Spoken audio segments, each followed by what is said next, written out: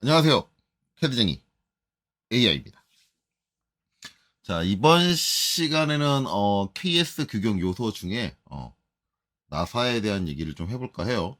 솔직히 말하면 이 나사에 대한 얘기는 이걸 내가 어떻게 설명을 해야 되지 되게 많이 고민을 하는 부분입니다. 항상 뭐 수업을 할 때나 항상 고민을 많이 하게 돼요. 왜냐하면 이 나사라는 게 종류가 워낙에 많고요. 다뤄야 될 건 워낙에 많아요.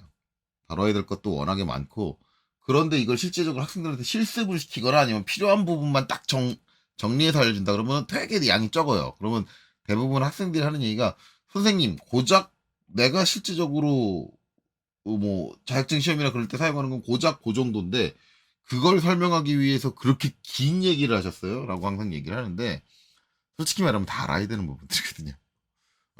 그걸 다 이유를 알고, 그래서 결론적으로 내가 쓸 때 이렇게 쓴다라는 게 나오는 거라서, 이게 되게 내용도 많고, 순서도 어느 걸 먼저 해야 될지 좀 애매하고, 그래서 뭐 되게 복잡하게 나오는 건데, 어찌됐든 그래요. 어찌됐든 이제 나사라는 요소에 대해서 얘기를 해야 되니까 이제 나사가 뭐냐에 대해서부터 얘기를 해야 되는데, 이게 워낙 일상생활에서 자주 보는 거다 보니까 나사라는 거를 못 보신 부분은 거의 없다고 생각을 해요. 근데 이제 조금 독특한 거는, 이거를 제가 이제 학문적으로, 이제 학원이라 그러는데 학문적으로 나사 아세요라고 물어보면 거의 대부분 모른다고 합니다. 왜 모른다고 하지? 주변에서 그렇게 자주 볼 수 있는 건데? 우리가 뭐 하다못해 가구, 뭐 부모님이라든가 아니면 개인적으로 필요해서 가구 같은 거, 뭐 책상 같은 거, 아니면 뭐 무슨 선반, 받침대 그런 거 하나 하더라도 거기에 나사가 들어가 있는 요소들은 무지기수로 달려오잖아요. 근데 의외로 다 잘 모른다라고 얘기를 하더라고요.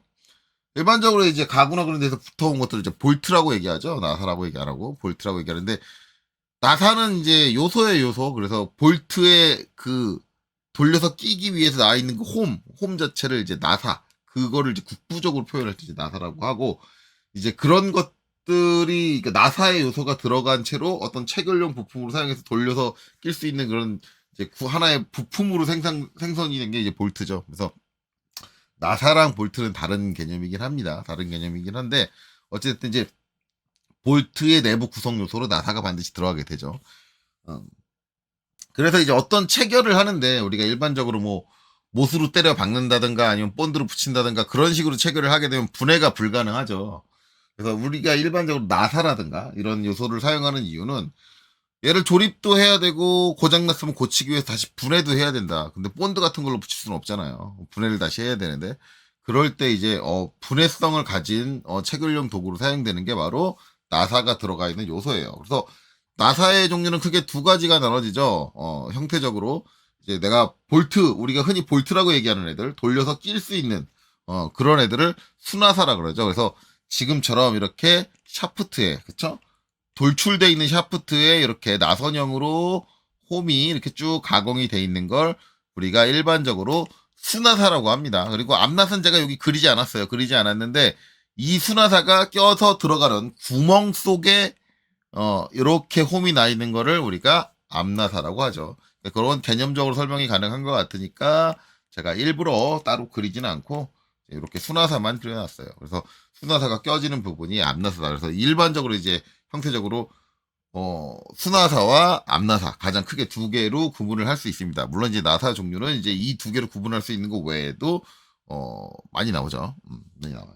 그래서 이렇게 됩니다. 어찌됐든 이제 이게 어차피 세트로 이루어져야 되는 거죠. 어딘가 수나사가 존재를 하면 걔가 껴질 수 있는 앞나사도 반드시 존재를 해야지 의미를 가집니다. 그래서 체결을 할 수 있는 거니까. 그래서 이제 반드시 세트로 되는 구성 요소로 이제 수나사와 앞나사가 존재를 한다라는 개념이 있어요. 그래서 이제 이렇게 되고, 이제 이거 말고 이제 또 한 가지 형태가 구분되는 게 평행 나사와 테이퍼 나사, 이게 두 가지가 나눠져요. 평행 나사는 지금 보시면, 자, 얘가 지금 평행 나사거든요. 그러니까 얘는 그냥 일자로 된 이렇게, 그다음에 이렇게 진짜 일자로 된 원기둥이에요. 제대로 된 원기둥. 원기둥에 이제 나사가 이렇게 나선형으로 이렇게 쭉 나 있다라고 한다면, 이제 얘는 저 평행 나사죠. 이렇게 되면 평행 나사다. 평행 나사고, 그 다음에 자, 요렇게. 잘 티가 안 날지 모르겠는데, 이게 보면은, 여기서 이제 요렇게 보면은 얘가 지금 선이 이렇게 퉁 하고 퉁그러져 내려갔죠. 미세하게 살짝 여기가 이렇게 각도를 가지고 이렇게 돼 있어요. 그러니까 얘가 원기둥이 아니라 원뿔이에요, 원뿔. 원뿔인데 이 각도가 그렇게 크지가 않아요. 각도가 원뿔로 가는 그 각도가 크지 않기 때문에 지금 제가 직교 수평하게 그려질 수 있는 옵션을 걸고 이제 이걸 따라서 이렇게 쭉 그리니까 너무 각도가 적다 보니까 자동으로 펴져가지고 수평하게 펴져가지고 이렇게 땅 돌아가는 게 보이죠. 미세하게 저렇게 원뿔 형태로 돼 있는 면에 나사가 가공되어 있는 거를 우리가 경사진면에 가공된 나사라고 해서 테이퍼 나사라고 해요. 그래서 저거는 이제 사용하는 용도적으로 약간 좀 명확하게 구분이 되는 부분이 있는데 어쨌든 일반적으로 평행 나사, 테이퍼 나사 이렇게 구분할 수 있습니다. 이래서 이것도 마찬가지 용도적으로 구분되는 거, 그러니까 형태적으로 구분되는 부분이죠. 그래서 평행 나사의 형태가 있고 테이퍼 나사가 형태가 있다. 이렇게 두 가지가 구분이 돼요. 여기서 이제 수치적, 치수적인 부분이 붙게 되면 이제 나사의 종류가 더 다양하게 나옵니다. 그래서 이제 우리가 KS 규격표에서 볼 수 있는 게 가장 기본적으로 나오는 게 미터 보통 나사다라는 거죠. 미터 보통 나사. 근데 이 미터 보통 나사는 이제 거의 이제 우리나라에선 표준으로 사용을 해요. 우리나라 표준 사용을 하는데 이제 국제적으로 가면은 우리나라가 미터계를 써서 그렇지 미국 애들은 인치를 좋아하잖아요.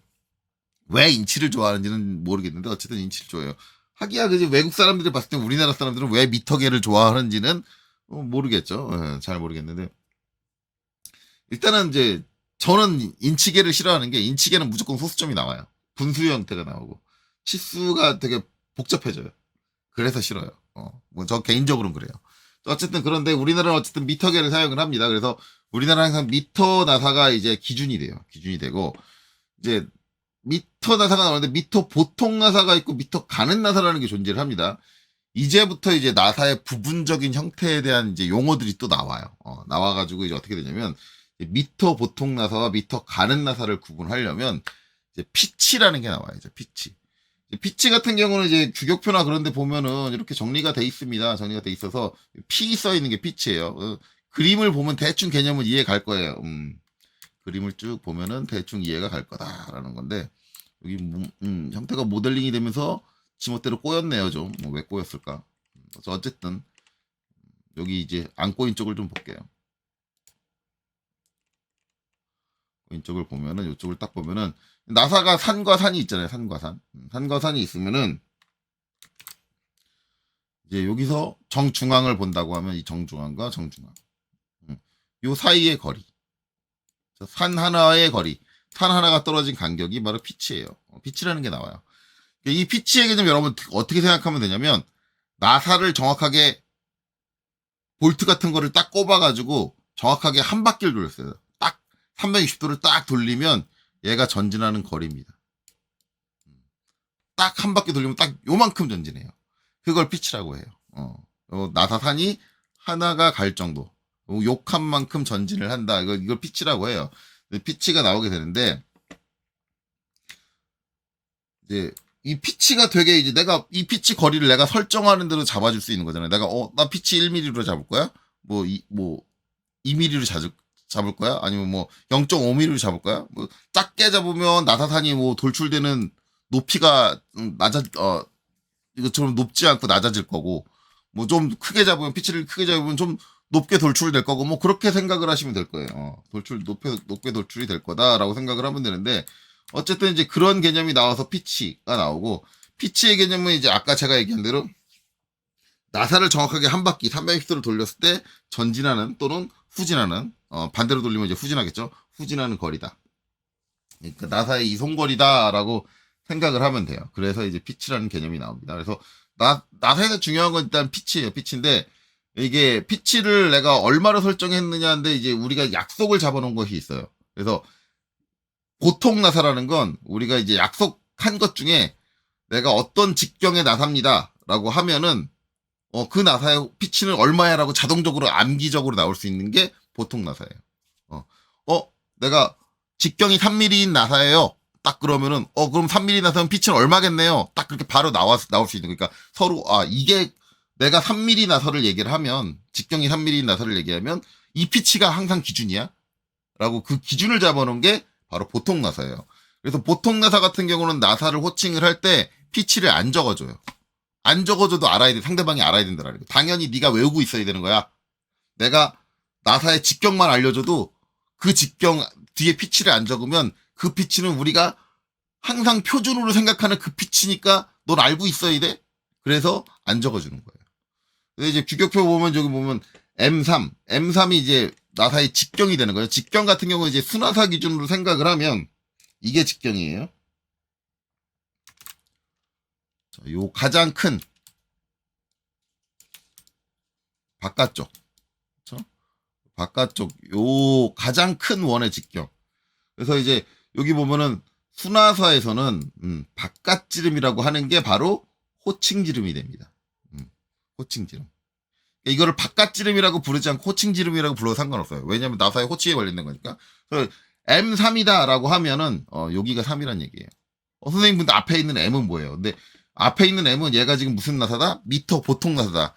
M은 대문자 M은 미터 나사다. 라는 개념이고 뒤에 피치가 안 써 있다라는 건 뒤에 이제 피치 값이 얼마입니다 안 써 있다라는 건 보통 나사다라는 개념이에요. 그래서 M3이라고만 그냥 적혀 있으면 미터 보통 나사의 호칭 지름이 3인 나사야. 이렇게 생각을 하는 거예요. 그러니까 이런 것들은 기본적으로 이제 여러분들이 약속을 이제 암기를 해야 되는 거죠.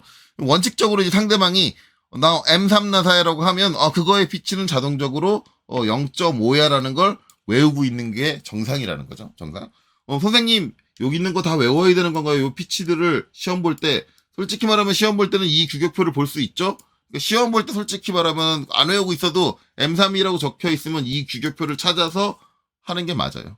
이 규격표를 찾아서 보고하시면 돼요. 그래서 그 피치를 암기하고 있지 않아도 문제가 되지는 않는데 이거는 어차피 실무 가면은 외워요. 실무 가면은 외우기 싫어도 외워질 거예요. 대략적으로는 이제 어디서부터냐? M3에서 M20 정도. 솔직히 말하면 M3은 잘 안 외우고요. 우리가 작게 쓰면 M5부터 쓰거든요. 일반적으로. 물론 M4, M3 쓸 때도 있는데 일반적으로 많이 쓰는 건 M5부터 많이 써요. 그래서 M5부터 M20까지 사이에서의 나사의 피치들은 실무를 좀 많이 뛰신 분들은 기본적으로 외우고 있어요. 얼마다? 보통 나사의 피치는 얼마다라는 걸 외우고 있어요. 그래서 이제 외워두면 자주 사용하는 거다 보니까 외워두면 이제 업무의 효율성이 올라간다라는 거죠. 자, 그렇게 되고 이제 거기에 따라서 이제 뭐 앞나사일 때와 수소나사일 때 뭐 골지름은 얼마고 위어지름은 얼마고 안지름은 얼마고 뭐 이런 걸 가지고 우리가 이제 도면을 그릴 때 사용을 하죠. 그릴 때 사용하는데 일단 그리는 건 나중에 얘기를 할 거예요. 그리는 건 나중에 할 거니까 일단 이렇게 된다. 이제 우리가 이제 알아야 될 거는 호칭지름이 뭐고, 호칭지름이 뭐고, 그 다음에 피치가 뭐고, 그런 개념. 호칭지름은 이제 나사 전체 이렇게 가장 큰 직경, 나사를 구성하고 있는 요소의 가장 큰 직경을 호칭지름으로 보시면 되고, 그 안쪽에 이제 작은 직경으로 구성되는 부분을 이제 뭐 수나사 같은 경우는 골지름, 그 다음에 앞나사 같은 경우는 뭐 안지름이다 이렇게 얘기를 한다 그런 건데. 뭐, 그렇게 이해를 하시면 되겠죠. 그래서 이제 요건 이제 이 그림 보면은 다 이해할 수 있는 거니까. 그리고 이제 접촉 높이라는 게 있는데 접촉 높이는 이제 요 제일 바깥쪽과 그 다음에 요 아래쪽, 안쪽, 요 사이에 있는 높이. 그렇죠? 그래서 이제 H1 요게 돼요. 여기 높이를 얘기를 한다 그러는데 대부분 이제 접촉 높이를 중요하지 않게 봐요. 중요하지 않게 보고 대부분 뭘 가지고 하냐면 요 지름을 가지고 보는데 저는 반대로 얘기합니다. 접촉 높이가 중요해요. 안지름 골지름으로 하면 이거 되게 피곤해요. 나중에 그릴 때. 그래서 솔직히 말하면 접촉 높이를 좀 심도 있게 피치랑 이게 더 좋은 거는 뭐냐면 이 접촉 높이라는 게 어떻게 결정이 나냐면 접촉 높이라는 게 어떻게 결정이 나냐면 피치가 정해지면 접촉 높이가 결정이 납니다. 그래서 얘를 어떻게 외워야 되냐면 피치를 외우면 이 피치는 접촉 높이가 얼마야 이걸 외우시는 게 가장 좋아요. 이거는 실제 실무에서도 되게 유용하고요. 그 다음에 시험 보시는 분들한테 되게 유용해요. 왜냐면 만약에 피치당 접촉 높이를 외우고 있으면 이 표를 거의 안 찾아봐요. 그냥 외운 걸로 끝나요. 그리는데 진짜로. 그건 뭐 이제 보시면 알 거예요. 나중에 제가 그리는 거를 다룰 때 보시면 알 거예요. 또 가장 좋은 건 피치당 접촉 높이를 외우는 게 좋고요. 그 다음에 보통 나사의 피치는 외워주는 게 좋다. 뭐 시험 볼 때 못 외워주면 뭐 어차피 찾는 건데 찾으셔도 되는데 찾아서 해도 돼요. 꼭 외워서 가라는 얘기는 아니에요. 근데 외워서 간 사람보다는 시간이 더 걸리겠지 찾느라. 네, 그쵸? 그런 건 있어요. 그리고 가능하면 여러분들이 이제 시험 보러 갈 때까지 연습하는 양이 적지 않다고 한다면 웬간하면 외워질 거예요. 웬간하면 외워질 거예요. 그래서 이제 여러분들이 외우실 때는 미터 나사에서 M3 나사야 그러면 거기에 피치는 얼마야? 정도. 지금 요 표 몇 개 안 되죠? 요 정도는 외우시고 피치 얼마면 접촉 높이가 얼마야? 이 정도는 외워주시는 게 좋다. 그걸 외우는 게 좋다고 하는데 나중에 보면 알고. 어쨌든 이렇게 돼요. 그래서 이렇게 되고 이제 그 다음에 나오는 게 미터 가는 나사예요. 그래서 보통 나사인데 가는 나사는 뭐야? 근데 가는 나사는 지금 M3의 0.5다라고 했는데 여기 보면 이제 여기서 M3 찾아볼게요. M3의 0.5가 아니라 0.35 곱하기 써 있는 거 곱하기 뒤에 있는 게 피치거든요. 0.35라는 게 나오죠. 그러니까 0.5보다 작죠 M3인데 M3의 표준은 이제 보통은 0.5라 그랬는데 그거보다 작다. 즉 가는 나사라는 건 피치가 보통 나사보다 더 작은 나사들을 얘기해요. 그러니까 나는 M3의 우리가 보통 나사는 M3의 0.5인데 난 내 목적에는 M3짜리인데 이게 0.5가 아니라 0.35짜리 피치가 필요해라고 한다면 이제 여기서 선택을 하는 거죠. 좀 더 이제 세세하게 나눠진 나사가 필요해라고 얘기를 하는 거예요. 그래서 이제 그런 목적성에 의해서 미터 가는 나사라는 게 존재를 해요. 그래서 이것도 이제 마찬가지로 각 나사 사이즈별로 이제 여러 가지가 나오죠. 여러 가지 나오는데 보시면은 이제 작은 사이즈는 가는 나사가 하나씩밖에 없는데 이게 M6, M7에서 M8 가면은 이제 가는 나사인데도 M8인데 똑같이 M8인데 M8인데 두 가지가 나와요. M8에 1피치가 있고 M8에 0.75가 있고 그래요. 그래서 이제 이 가는 나사들은 아까 요 보통 나사들은 쓸 때 이 나사는 M3이야 여기까지만 써주면 된다 그랬잖아요. 가는 나사들은 M1에 곱하기 0.2를 다 적어줘야 돼요. 다 적어줘야 돼요. 나 가는 나사 썼어. 근데 만약에 이거를 가는 나사인데 요 뒤에 곱하기 0.1 안 쓰면 뭐가 돼요? 그냥 M1만 적는 거잖아요. 그럼 뭐가 돼요? 보통 나사 적어준 거잖아요. 일단 보통 나사랑 가는 나사랑 구분이 안 돼요. 그러니까 반드시 가는 나사 쓸 때는 뒤에 있는 피치까지 같이 적어줘야 된다.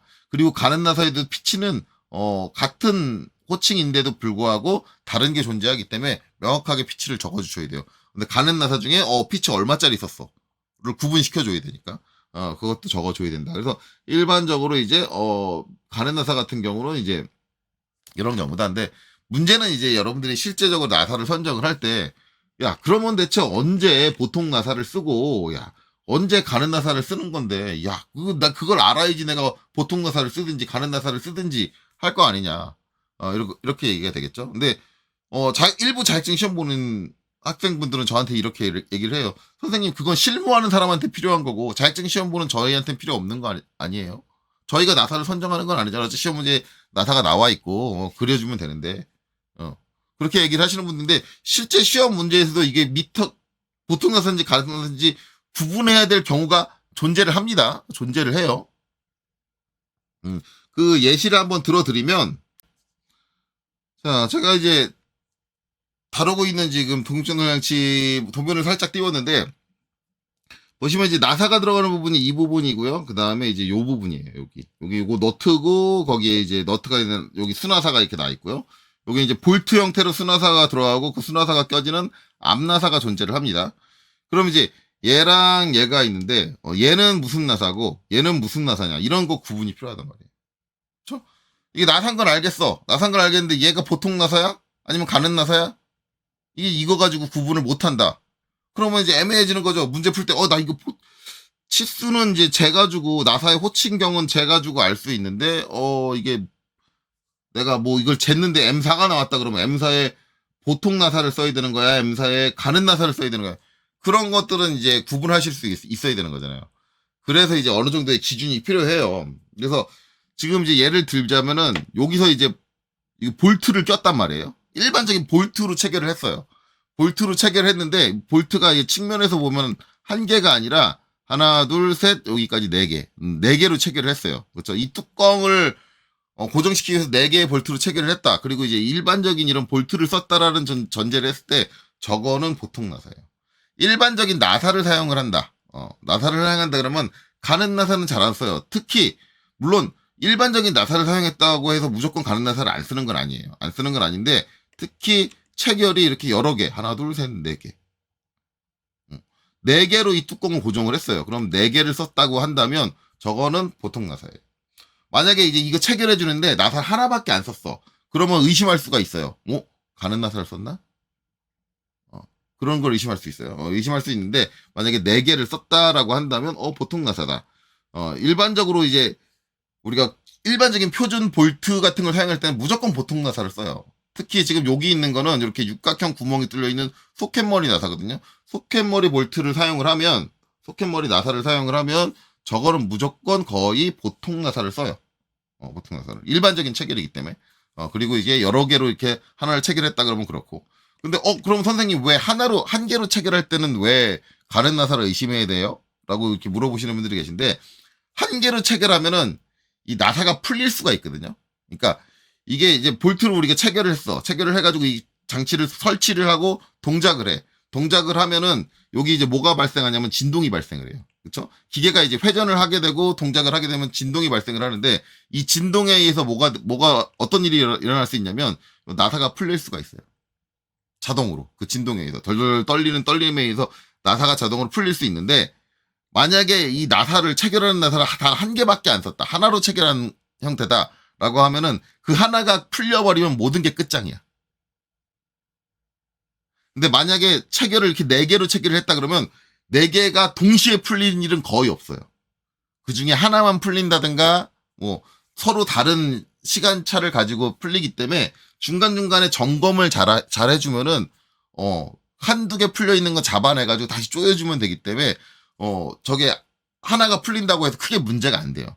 그런 경우에는 굳이 가는 나사를 쓸 필요가 없어요. 근데 가는 나사 같은 경우는 만약에 진동이 발생을 하는데 하나로 체결을 한다. 그래서 여기 보면은 여긴 너트 하나로 체결을 하고 잡아주고 있잖아요. 얘 같은 경우는 풀릴 확률이 높아요.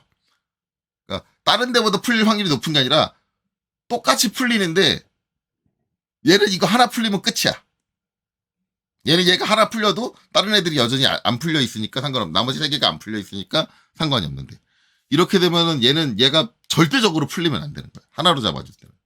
그러면 풀리지 않을 확률이 높은 애를 우리가 나사로 선정을 해줘야 돼요. 근데 그럼 왜 그게 가는 나사냐라고 하는데 가는 나사는 제가 얘기했잖아요. 피치가 요 보통 나사보다 작다고. 즉 같은 거리를 체결해도 물고 있는 이빨의 개수가 더 많아.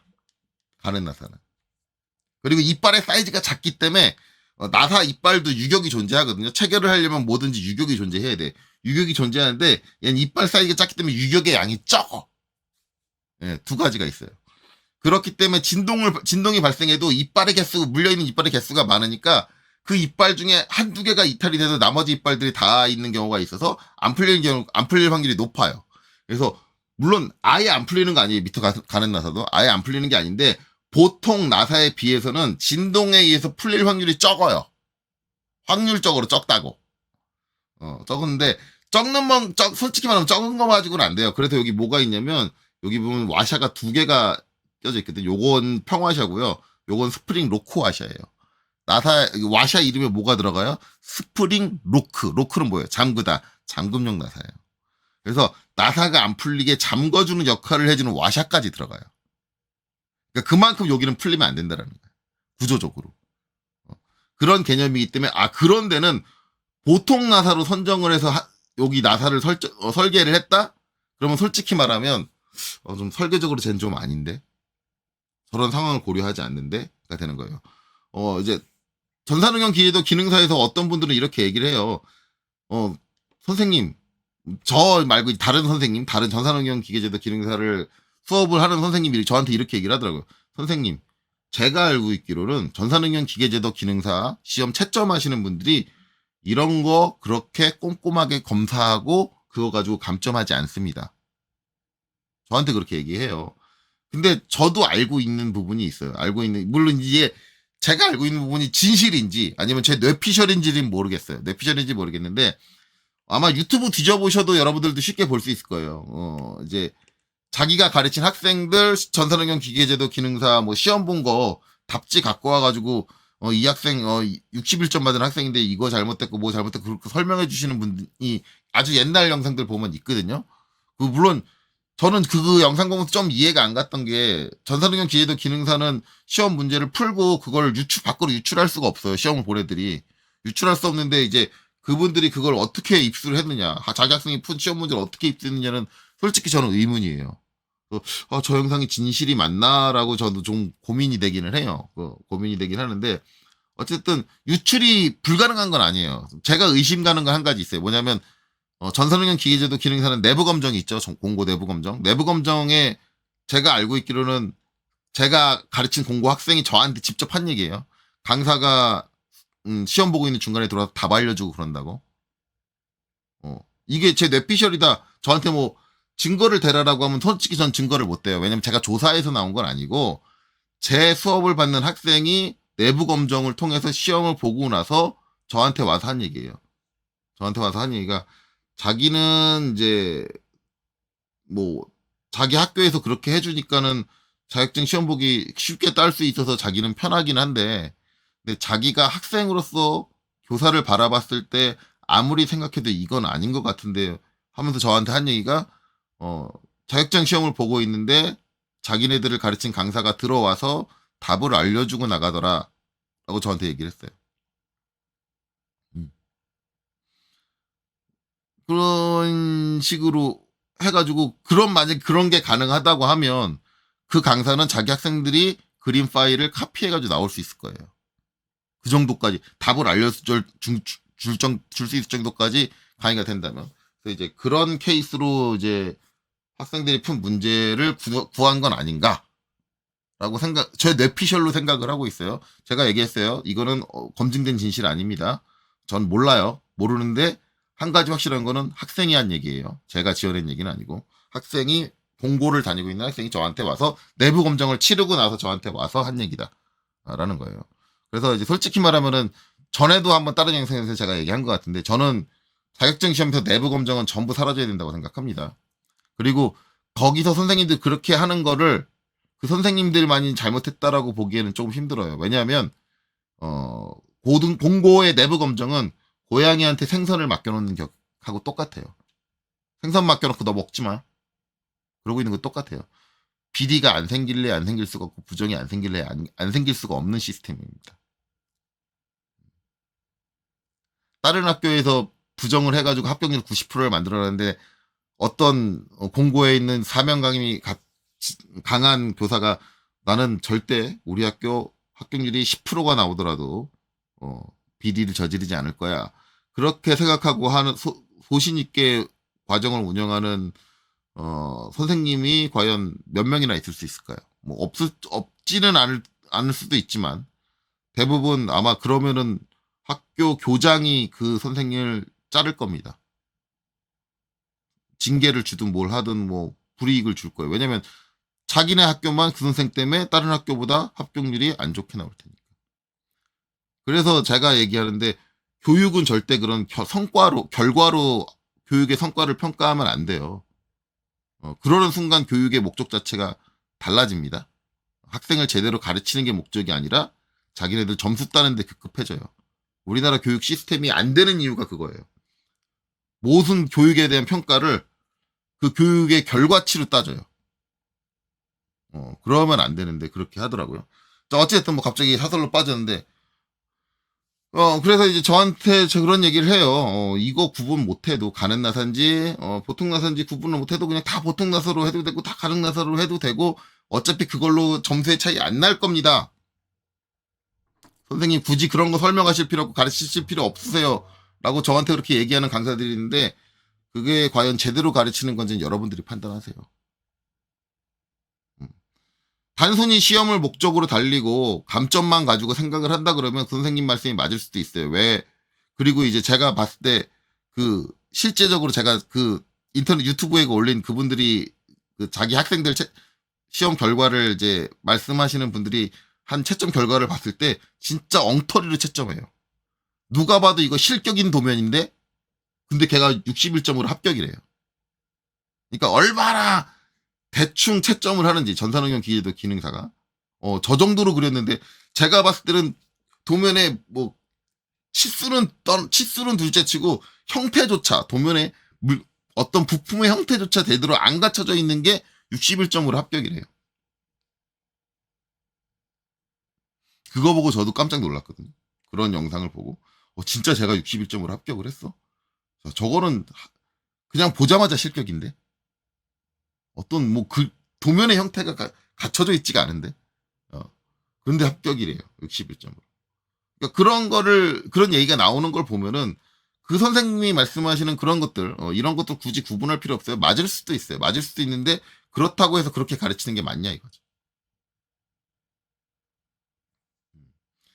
자격증을 따는 게 중요한 게 아니라요. 그 자격증을 가지고 회사에 가서 일을 할 때 이 정도는 구분해줘야지 회사에서 일할 때. 이런 거 고참이 할 일이 안 알려줘요. 뭐하러 알려줘. 이 정도는 본인이 할 수 있어야지. 자, 그래요. 그래서 이제 여기 같은 경우는 이제 하나로만 체결을 하다 보니까 그리고 얘가 기본적으로 회전하는 회전축에 껴져 있는 기 때문에 진동이 심해요, 얘는. 그래서 풀리면 안 되고 풀림에 그래서 강한 가는 나사를 선정을 해줘야 돼요, 이런 경우는. 여기는 일반적으로 4개를 사용을 했고 일반적인 소켓머리 볼트를 사용해서 체결을 했기 때문에 보통 나사를 선정을 해줘야 되고 이런 것들은 알아줘야 되는 거죠. 이 나사가 언제 선정이 되는지 어떤 차이가 있는지 그거 외에도 다양한 게 있어요. 다양한 게 있는데 뭐 여러 가지가 있는데 뭐 어쨌든 그렇습니다. 그리고 이제 뭐 나머지는 이제 딴 데서 얘기를 하면 되고 어쨌든 이제 이런 식으로 이제 해서 보통 나사랑 가릉 나사가 이제 구분이 되고 이제 그런 사유로 이제 따르게 선정이 된다. 이런 것들은 알고 계시는 게 맞다. 지금 과정에서. 그리고 실제적으로 시험을 보실 때도 그런 거를 적용해서 하실 줄 아시는 게 좋다. 만약에 저한테 이제 전산응용 지휘도 기능사 채점관을 하라라고 하면은 전 이거 가는 나사 보통 나사 썼는지 다 감점해 버릴 거예요. 확실하게 구분해가지고 할 줄 아느냐 모르느냐. 이거 보통 나사로 써도 상관없습니다. 설계적으로는 그래요. 여기 보통 나사 쓰셔도 상관없습니다. 가는 나사 안 써도 돼요. 약간 조금 꺼림칙하긴 하지만 여기에 스프링 로크 와셔도 썼고 그러니까 보통 나사 하셔도 돼요. 다른 방식으로 이제 풀림 방지를 하셔도 상관없어요. 상관없는데 그래도 그런 이제 기본적인 생각을 안 하느냐 못 하느냐의 차이거든요. 그러면 하다 못해 이거를 감점을 못 한다. 이거 보통 나사로 해서 잘못된 게 아니잖아요. 해가지고 감점을 못 한다. 그럼 최소한 이걸 가는 나사로 선정하는 애는 가산점이라도 줄 거예요. 다른 데서 감점된 거 플러스 1 해줄게 내가. 그게 맞아요. 그런 식으로 채점해줘야 돼요. 그런 설계적인 고려 능력이 있느냐 그런 것들을 감안해서 채점을 해줘야 돼요. 근데 실질적으로 그렇게 채점을 안 하고 있다라는 거죠. 전산응용 기계제도 기능사가. 네, 그래서 조금 뭔가 좀 전산응용 기계제도 기능사가 좀 뭔가 바뀌어야 되는 거 아닌가. 이거는 문제가 있는 거 아닌가라고 생각하는데 어차피 그건 제 뇌피셜이고 제가 뭐 확인한 것도 아니고 제가 뭐 거기를 감사하는 것도 아니고 뭐 그런 거니까 뭐 제가 뭐 강하게 뭐 말할 수 있는 건 없을 것 같아요. 근데 그런 식으로 전산응용 기계제도 기능사 시험이 치러지다 보니까 우리나라에서 회사에서 전산응용 기계제도 기능사를 어떻게 바라보느냐? 그냥 공고 애들 졸업장이구나. 저건 자격증이 아니구나로 바라보고 있다라는 것 정도는 큐넷도 알고 있을 필요가 있을 거예요. 근데 큐넷은 신경 안 쓸 거예요. 왜냐면 대부분 회사들이 기계 쪽 회사들이 직원들을 뽑을 때 전산응용 기계제도 기능사 자격증 보유자를 우대하고 있어요. 우대하고 있는데 큐넷이 하나 착각하지 말아야 될 게 있어요. 그 자격증이 그런 자격에 대한 검증을 확실하게 해주는 자격이라 걔를 거기다 써놓은 게 아니에요. 그 자격을 대체할 수 있는 다른 자격이 없으니까 그냥 아유 씨 그래 울며 겨자 먹기로 그냥 쓰고 있는 거예요. 네. 그러니까 그 자격이 제대로 자격이 갖고 있는 역할을 못 하고 있음에도 불구하고 그거 아니고선 도저히 써놓을 게 없어. 뭐 그러니까 어쩔 수 없이 울며 겨자 먹기로 쓰고 있는 거고 큐넷은 그 상황을 좀 악용하고 있다라고 저는 생각을 해요. 안일하게 좀 대응을 하고 있다. 하지만 이 전산응용 기계제도 기능사는 국가 공인 자격도 아니에요. 얘는 국가 자격증이에요. 나라에서 관리하는 자격이에요. 솔직히 말하면 해외에서 외국 사람들이 이 자격을 봤을 때 이런 내용들을 본다고 한다면 솔직히 국가적으로 쪽팔린 일이에요. 이렇게 쪽팔린 시험을 운영하시면 안 되고 제대로 운영하셔야 됩니다. 그래서 채점을 하실 때도 진짜 꼼꼼하게 정확하게 칼 같은 잣대를 들여서 자격이 안 되는 학생들은 전부 컷해내셔야 되고, 공고 내부 검증은 하루 빨리 없애셔야 돼요. 이거는 부정부패의 온상이에요. 절대 공고 애들한테 특혜를 줘서는 안 돼요. 국가 자격은 국민 모두한테 공통적으로 똑같은 잣대를 들이대야지 절대 공고를 나왔다, 공고를 갔다고 해서 특혜를 준다든가 그런 일이 있어서는 절대 안 돼요. 왜 필기가 면제예요? 수업 들으면 필기 내용 다 알아요? 그러면 인문계관 애들은 다 미분적분 수업 시간에 배우면 미분적분 다 똑같이 잘하는 거예요? 그거 아니잖아요. 수업 들어도 모르는 애는 죽어라고 몰라요. 근데 왜 필기가 면제예요? 내부 검정이라고 필기가 면제라고요? 부정이에요, 그건. 부패고. 그렇게 운영하면 안 돼요. 그리고 자기가 수업받은 학교에서 시험 보면 안 돼요. 그리고 절대 그 주변에 자기가 가르친 강사가 얼쩡거려서도 안 돼요. 강사나 선생이 얼쩡거려서도 절대 안 돼요. 학교에 어떤 알력이나 입김이나 그런 것들이 작용할 수 없는 상황을 만들어 놓고 시험을 치러야 돼요. 내부 검정을 하더라도. 그러지 않으면 의미가 없는 시험이다. 그래서 전산응용 기계제도 기능사는 공고 졸업장이라고 부른다라고 이해하시면 돼요. 자, 어찌됐든 그렇습니다. 그래서 이제 그렇게 되니까 이제 요런 것들은 이제 좀 알고 넘어가셔야 되고, 더러 뭐 그런 거 필요 없다라고 하는 강사분들 계신데, 그분들은 강사를 때려치시든가 하시고요. 자격이 안 되세요. 제대로 학생들을 가르칠 생각이 없으신 거잖아요. 자, 어찌됐든 그렇습니다. 자, 그래서 이제 요거 뭐 얼마 안 되는 얘기만 했는데 30분이 넘었죠. 계속 이어나갈게요. 어쨌든 뭐 영상 보고 계속 이어나가죠.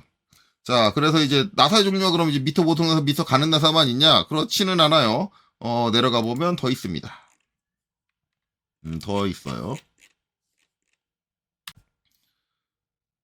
자, 그래서 밑으로 좀 내려오니까 이제 미터 사다리꼴 나사라는 게 나옵니다. 사다리꼴 나사가 나오는데, 얘가 대체 아까 미터 보통 나사하고는 대체 뭔 상관이야? 뭔 차이야? 라고 하는데, 일단 미터가 붙었기 때문에 밀리미터 개념으로 이제 주어지는 나사이긴 맞습니다. 나사는 똑같은데, 사다리꼴 나사 같은 경우는 이제 우리가 이제 미터 보통 나사 보면 완전히 거의 삼각형에 가까운 형태죠. 이제 지금 내부 각도가 60도가 나오는데 사다리꼴 나사는 약간 이제 말 그대로 나사가 이제 사다리꼴이 돼서 상부의 폭이 넓죠. 그리고 이제 각도가 30도밖에 안 됩니다. 각도가 이제 쭉 좁죠. 그래서 얘 같은 경우는 이제 이빨이 상당히 두꺼워요. 두꺼워서 뭐냐면 버티는 축 방향으로 버티는 나사가 껴지는 축의 방향에 잡아당기는 거기서 이제 이빨이 버티는 강도가 더 높은 거죠. 높아요. 높고 대신에 이제 얘는 나사를 조일 때 들어가는 힘은 더 들어갑니다. 얘는 이제 각도가 좀 이제 이렇게 완만하게 돼 있으니까는 이제 좀 나사를 조일 때 좀 쉽게 조일 수 있는데 얘 같은 경우는 각도가 이렇게 많지 않기 때문에 나사 조일 때 좀 힘이 많이 들어가죠. 대신에 힘이 많이 들어가는 만큼 나사를 조이면서 전달되는 힘 자체도 더 강한 힘을 전달할 수 있습니다. 그래서 얘 같은 경우는 일반적으로 나사를 이용해서 강한 힘을 요구하는 경우에 많이 사용돼요. 대표적으로 이제 전산응용 기계도 기능사에서 사용되는 요소 중에 보면 무슨 물체를 물어주는 척 같은 게 나오는데 그때 이제 그 물어주는 부분을 이송하는 이송 부분에 이제 나사를 사용하는 경우가 있는데 그런 경우에는 미터 사다리꼴 나사를 선정하는 게 맞습니다. 왜냐하면 어떤 나사를 가지고 막 전진시켜가지고 어떤 물체를 물어준다. 그런 걸 이제 우리가 일반적으로 바이스라고 하죠. 바이스 같은 거. 이거는 이제 기구적으로 여러분들이 혹시 잘 모르시는 분들은 인터넷에 검색해서 찾아본다든가 그러시면 돼요. 어쨌든 나사 같은 걸로 어떤 틈새를 쭉 좁혀가면서 점점 좁혀가면서 물체를 물어준다라고 하면 물체를 물어줄 때 강한 힘이 필요하기 때문에 저거를 보통 나사 또는 아니면 미터 가는 나사를 사용을 하게 되면 나사가 뭉그러질 확률이 되게 높아요. 그리고 높은 힘을 전달 못할 확률이 되게 높고요. 그렇기 때문에 그런 경우에서는 반드시 이렇게 사다리꼴 나사로 선정을 해줘야 된다. 그래서 사다리꼴 나사를 쓰게 되면은 호칭이 좀 달라져요. 앞에 M이 아니라 TR로 붙죠. TR. TR로 붙어서 이제 요 호칭대로 이제 잡아주면 된다. 그래서 여기 있는 호칭을 사용을 해주면 된다라는 거고 어차피 피치는 정해져 있고 얘도 피치는 정해져 있고 피치에 따른 접촉 높이가 정해지는데 이 피치에 따른 접촉 높이는 미터 보통 나사 또는 사다리꼴 나사, 아니, 미터 가는 나사하고는 달라요. 이 피치에 대해서 된 접촉 높이는, 미터 가는 나사와 미터 보통 나사는 피치당 접촉 높이는 똑같습니다.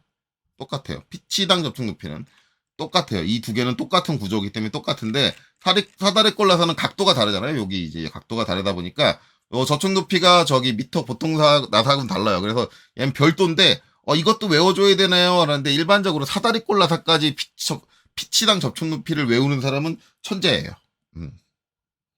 아까 얘기했듯이 사다리꼴 나사는 일반적인 이제 미터 나사보다, 미터 보통 나사나 미터 가는 나사보다 좀 특수한 경우에 사용이 되기 때문에 자주 쓰이는 요소가 아니고, 이거는 그때그때 필요할 때마다 규격표를 보고 찾아서 사용하는 게 더 많습니다. 그리고 이제 위에 것도 암기를 하고 있으면, 미터 보통 나사나 가는 나사도 암기를 하고 있으면 좀 더 효율적이고 빠르게 쓸 수 있다라고 하지만, 도저히 못 외우겠다 그러면 규격표를 찾아서 볼 줄만 아시면 된다라는 거는 똑같은 입장이에요. 어쨌든 그런다. 그래서 이제 미터 사다리꼴 나사는 그런 경우에 사용을 한다. 라고 이제 이해를 하시면 되겠죠. 그래서 이제 전산응용 기계제도 기능사에서도 많이 쓰여요. 왜냐면 전산응용 기계제도 기능사 보면 바이스가 시험 문제로 나오는 경우가 상당히 많이 있습니다. 그래서 실제 어떤 물체를 물어주는, 나사를 통해서 고정해주는 그런 역할을 하는데, 그런데 나사 부에다가 위에 있는 미터 보통 나사를 썼다? 그러면 모르겠어요. 제가 채점관은 아니지만 저라면은 100% 감점이에요. 그거는 100% 감점이에요. 일반 나사로 그렇게 해도 되잖아요. 그건 옳지 않아요. 축 방향의 힘이 그렇게 강하게 걸리는데 그거를 미터 보통 나사나 가는 나사로 커버를 하겠다고요? 그런 판단은 설계자로서 잘못된 판단이라고 봐요. 그래서 일반적으로는 저런 경우에는 미터 사다리꼴 나사를 선정해주는 게 맞다라는 거예요. 그 용도에 따라서 잘 선택하실 수 있어야 됩니다. 이제 그런 경우에 사용을 하고, 이제 그럴 때 호칭은 이렇게 적어준다라고 생각을 해주면 돼요. 근데 이제 미터 사다리꼴 나사도 어차피 평행 나사에 위에 이제 미터 보통 나사나 가는 나사도 평행 나사고, 사다리꼴 나사도 평행 나사예요. 그러니까 이거를 도면에 표시해주는, 그려주는 방식은 똑같아요. 똑같아요. 그래서 이거 그려주는 방식은 이제 하나로 일어나야 된다. 그리고 이제 밑에 쭉 내려오면 관용 평행 나사라는 게 나오죠. 관용 평행 나사. 관용 평행 나사는 이름엔 평행 나사가 붙어 있어요. 그렇기 때문에 그려주는 방식이 위에서 봤던 미터 보통 나사 가는 나사 아니면 사다리꼴 나사와 똑같은 방식으로 그려주게 되고요. 일반적으로 이제 여기 있는 표를 보는 것도 똑같긴 한데, 얘는 이제 관용이라는 말이 붙으면 일반적으로 우리나라에서도 관용 부품들은 아직까지도 미국 규격을 따라서 인치 계열 규격을 많이 사용을 합니다. 그래서 나사의 호칭 보면은 분수가 나와요. 8분의 1. 이게 이제 뒤가 분모고 앞이 이제 분자죠. 그래서 8분의 1, 4분의 1, 8분의 3 이렇게 되고, G는 이제 관용 평행 나사의 앞에 붙는 이제 개념이에요. 그리고 얘 같은 경우는 이제 수나사의 경우와 앞나사의 경우 또 표기하는 방식이 좀 달라요. 표기 좀 하는데, 수나사의 경우 뭐 1A 뭐 G 1B 뭐 이런 것들 표기된다라고 이렇게 나오죠. 나오는데 저 1A 1B 같은 경우는 저거 파이프 규격이 이제 붙는 건데, 뭐 그런 것들을 붙는다라고 하는 건데, 어쨌든 이제 기본적으로 이제 뭐 A, B 붙는 것들은 굳이 신경 안 쓰고, 이거 이제 여기 있는 대로 붙여주면 상관은 없을 거예요. 여기 있는 나사의 호칭대로 붙여주면 상관없고, 문제는 이제 얘네들이 밀리미터 계열의 치수가 아니라 인치 계열의 치수이기 때문에 소수점들이 상당히 많이 등장을 한다. 그래서 그 소수점들을 감안해서 그려줘야 된다. 그리고 얘도 마찬가지, 뭐 피치당 나사선의 높이를 외우는 거, 외울 수 있는데, 이제 기본적으로 앞에 것들하고 당연히 인치 계열이니까 다 다르고, 그렇기 때문에 여기도 굳이 이제 이걸 외우는 거를 권장하지 않고 그때그때 찾아서 보면 된다. 어쨌든 그렇습니다. 그래서 이렇게 되고, 일반적으로 이제 앞에 관용이라고 붙는다는 거는 이제 어떤 이제 파이프의 개념이죠.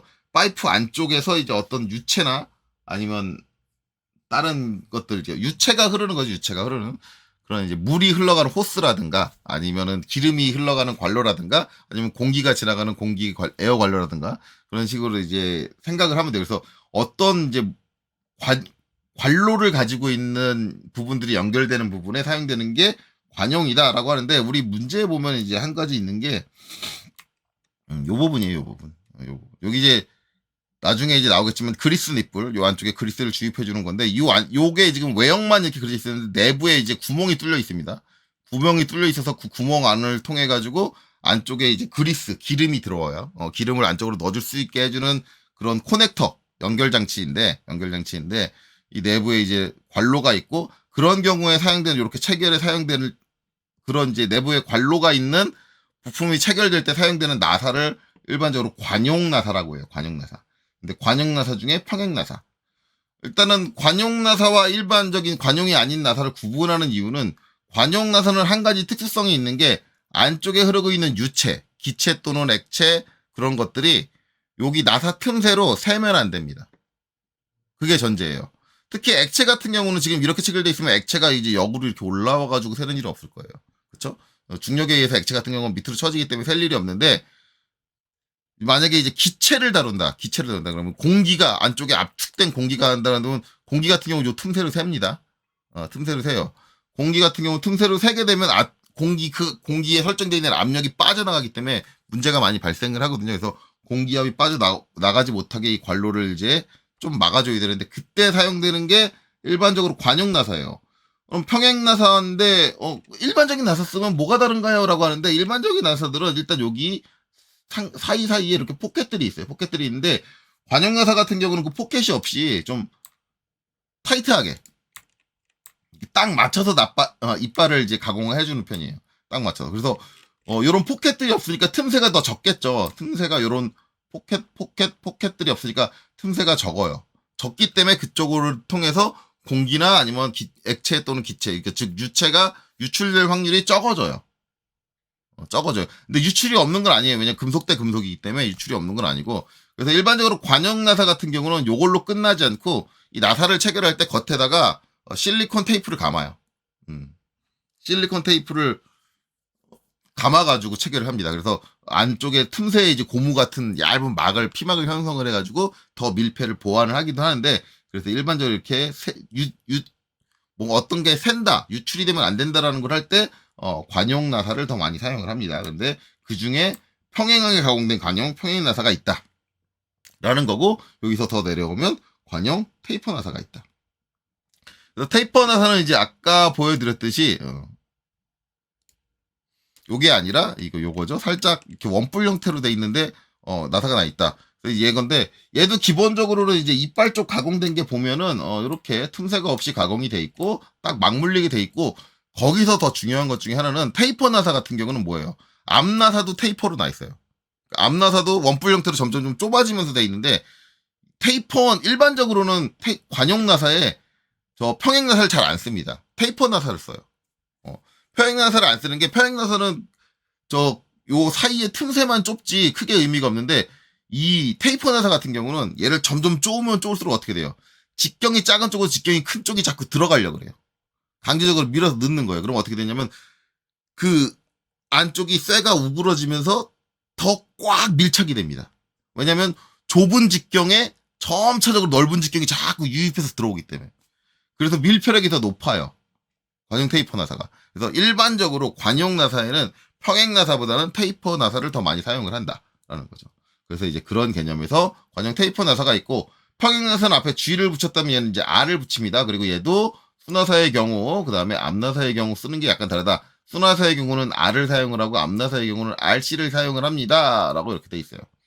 물론 이제 실무에서 쓰이는 건 좀 달라요. 실무에서는 요 R하고 RC를 잘 안 쓰고요. 실무에서는 PT라는 나사를 많이 사용을 합니다. PT라는 용어를 많이 사용을 해요. 그래서 실무에서는 PT라는 용어를 쓰는데, 어쨌든 우린 자격증 시험을 보는 거니까 얘를 기준으로 생각을 하면 된다. 그래서 나사의 종류가 이렇게 있다라고 하는데, 솔직히 말하면 나사의 종류가 이걸로 끝은 아니에요. 더 있어요. 더 있어요. 뭐 이제 참고적으로 얘기를 하자면, 이제 우리가 이제 미터 나사, 그쵸? 미터 나사를 봤어요. 미터, 보통 나사, 미터 가는 나사가 있습니다. 라고 하는데, 우리나라에서 인치 나사를 쓰고 싶어.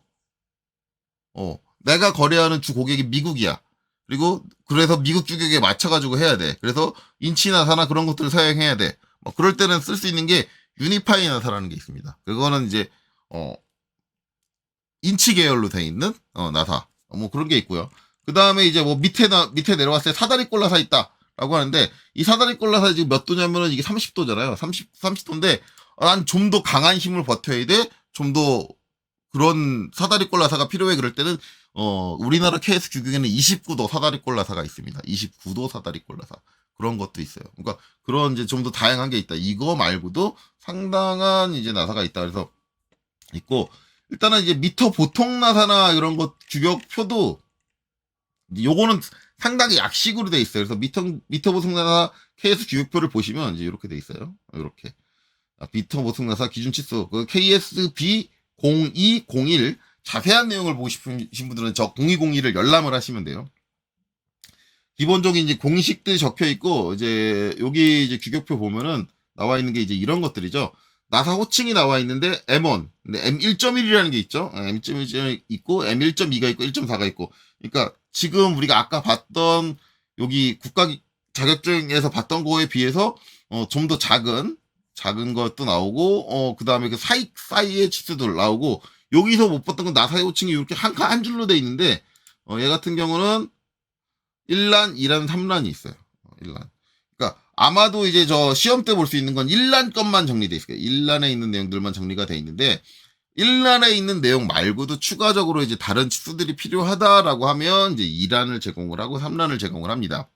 이제 여기서도 기본적으로는 가능하면 1란에 있는 걸 선정을 해서 쓰는 거예요. 이게 표준이에요. 시중에서 볼트나 너트를 구해도 1란에 있는 건 쉽게 구할 수 있어요. 왜? 일반적으로 다 만들어 놓고 있으니까.